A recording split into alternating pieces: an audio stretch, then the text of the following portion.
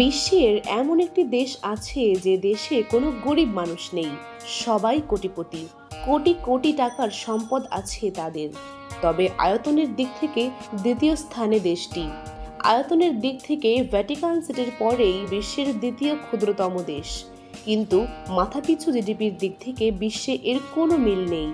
এ দেশের প্রতি ৩ জনের মধ্যে একজন কোটিপতি। মাত্র ২.০৮ বর্গ কিলোমিটার আয়তনের দেশটির জনসংখ্যা ৩৯,০৫০ জন। এই দেশের সরকারি ভাষা ফরাসি। এখানকার মুদ্রা ইউরো। আমেরিকা বিশ্বের বৃহত্তম অর্থনীতি হলেও মাথাপিছু জিডিপির দিক থেকে এটি বিশ্বের থেকে অনেক পিছিয়ে। এক্ষেত্রে একটি দেশ ১ নম্বরে রয়েছে, যা মানচিত্রে খুঁজে পাওয়া সহজ নয়। বলছিলাম ইউরোপের দেশ মোনাকোর কথা। ভূমধ্য সাগরে ইতালি ও ফ্রান্সের মধ্যে অবস্থিত এই দেশটি আয়তনের দিক থেকে বিশ্বের দ্বিতীয় ক্ষুদ্রতম দেশ। এ দেশের জনসংখ্যার প্রায় ১/৩ কোটিপতি, অর্থাৎ ৩ জনের প্রত্যেকের নেট মূল্য $১০ লাখ বেশি, অর্থাৎ ১০,৯৩,১১,৪০০ টাকা। এই দেশের মাথাপিছু জিডিপিও বিশ্বের সর্বোচ্চ। এখানকার প্রতিটি মানুষের মাথাপিছু আয় ২০২২ সালের হিসাব অনুযায়ী $২,৪০,৮৬২, বাংলাদেশি মুদ্রায় যা ২,৬৩,২৮,৯৬২ টাকা। এদেশের অর্থনীতি পর্যটনের উপর নির্ভরশীল। এছাড়া এটি তার ব্যাংকিং শিল্পের জন্যও বিখ্যাত। মজার ব্যাপার হলো এদেশে কোনো আয়কর নেই।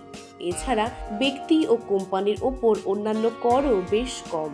আর এই কারণেই মোনাকো ধনী ব্যক্তিদের প্রিয় গন্তব্য হিসেবে বিবেচিত হয়।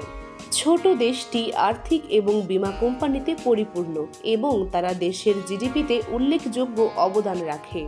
মোনাকোর জিডিপির ১০% পাইকারি বাণিজ্য, নির্মাণ খাত ৯.১% এবং রিয়েল এস্টেট কার্যক্রম ৭.৮%। মোনাকোতে রিয়েল এস্টেটের দাম সবচেয়ে বেশি।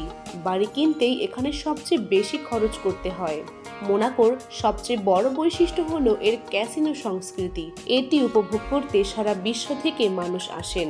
বিখ্যাত মন্টে কার্লো ক্যাসিনো রয়েছে এই দেশে। এটি ১৮৬৫ সালে শুরু হয়েছিল। বিশ্বের অনেক বিখ্যাত ব্যক্তির আবাসস্থল মোনাকো। এর মধ্যে রয়েছে formula 1 racer Lewis Hamilton, tennis তারকা নোভাক জোকোভিচ এবং British retail tycoon sir Philip Green. এখানে অনেক হলিউড ছবির শুটিং হয়েছে। দেশের প্রধান প্রিন্স আলবার্ট। পর্যটন শিল্প দেশটির প্রধান চালিকা শক্তি। এর প্রধান আকর্ষণ ক্যাসিনো বা জুয়া খেলার আখড়াগুলো। দেশের জনগণকে কোনো আয়কর দিতে হয় না। সরকারিভাবে রাজধানী না থাকলেও সবচেয়ে বিত্তশালী এলাকা মন্টে কার্লোকে মোনাকোর কেন্দ্র বলা হয়। জুয়া খেলার অঙ্কের যে তত্ত্ব প্রযোজ্য, সেই প্রবাবিলিটি বা সম্ভাবনা তত্ত্বের এক বিখ্যাত পদ্ধতির নাম মন্টে কার্লো মেথড।